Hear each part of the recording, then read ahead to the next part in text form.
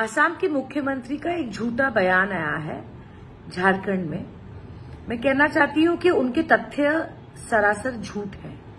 पहली बात तो 1952 में वो कह रहे हैं कि सिर्फ 12% मुसलमान थे और आज की डेट पे 40% हो गया है असम में।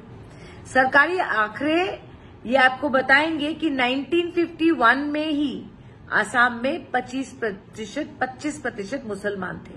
एक बॉर्डर स्टेट है, बांग्लादेश के साथ बॉर्डर हमारा है और पार्टीशन के बाद कई लोग असम में रह गए या वहां से आए।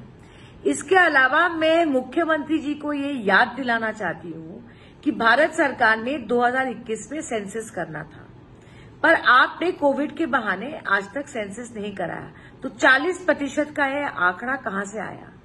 क्योंकि ये सरासर झूठा है। तीसरी बात ये है कि आप इंडो बांग्लादेश बॉर्डर को सील नहीं कर पाए।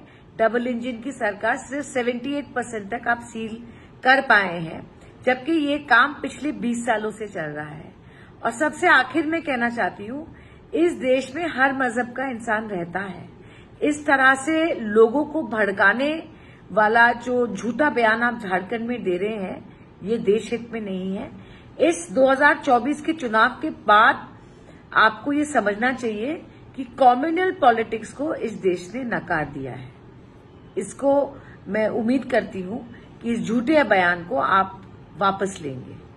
असम के मुख्यमंत्री का एक झूठा बयान आया है झारखंड में। मैं कहना चाहती हूं कि उनके तथ्य सरासर झूठ है। पहली बात तो 1952 में वो कह रहे हैं कि सिर्फ 12% मुसलमान थे और आज की डेट पे 40% हो गया है असम में। सरकारी आंकड़े ये आपको बताएंगे कि 1951 में ही असम में 25% मुसलमान थे। एक बॉर्डर स्टेट है, बांग्लादेश के साथ बॉर्डर हमारा है और पार्टीशन के बाद कई लोग असम में रह गए या वहां से आए। इसके अलावा मैं मुख्यमंत्री जी को ये याद दिलाना चाहती हूं कि भारत सरकार ने 2021 में सेंसस करना था, पर आपने कोविड के बहाने आज तक सेंसस नहीं कराया। तो 40% का ये आंकड़ा कहां से आया? क्योंकि ये सरासर झूठा है। तीसरी बात ये है कि आप इंडो बांग्लादेश बॉर्डर को सील नहीं कर पाए।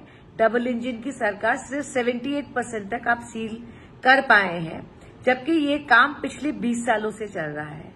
और सबसे आखिर में कहना चाहती हूं, इस देश में हर मजहब का इंसान रहता है। इस तरह से लोगों को भड़काने वाला जो झूठा बयान आप झारखंड में दे रहे हैं, ये देश हित में नहीं है।